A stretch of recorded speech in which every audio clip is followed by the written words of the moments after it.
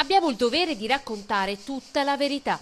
È il segretario del Partito Democratico, il padovano e primo cittadino Alessandro Bisato, che si impone ora sullo sconcertante scenario della costruzione di un gigante commerciale vicino al castello del Cataio.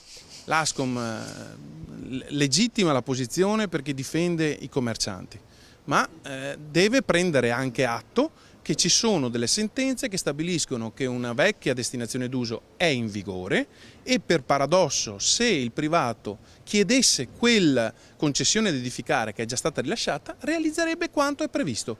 Ovvero un centro commerciale modello 90 con piccole casette che ricalcano la struttura di una città. La destinazione d'uso del terreno, insomma, non può essere cambiata, almeno ora. L'unico spazio di manovra è la sua variante, con cui la proprietà cerca di modificare la struttura del centro commerciale, variante che il sindaco Moro potrebbe bloccare. Lei nega anche che all'interno del PD ci sono dei mal di pancia su quello che sta accadendo.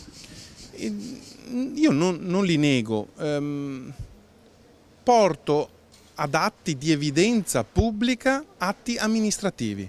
Un conto è un ragionamento politico sul quale condividiamo tutti, dai comuni contermini ai commercianti all'opinione pubblica. Altro è dire, rispetto al percorso amministrativo già instaurato da anni, cosa possiamo fare per... E allora non resta che esercitare una forte pressione sul ministro Franceschini, che proprio l'11 settembre sarà a Padova.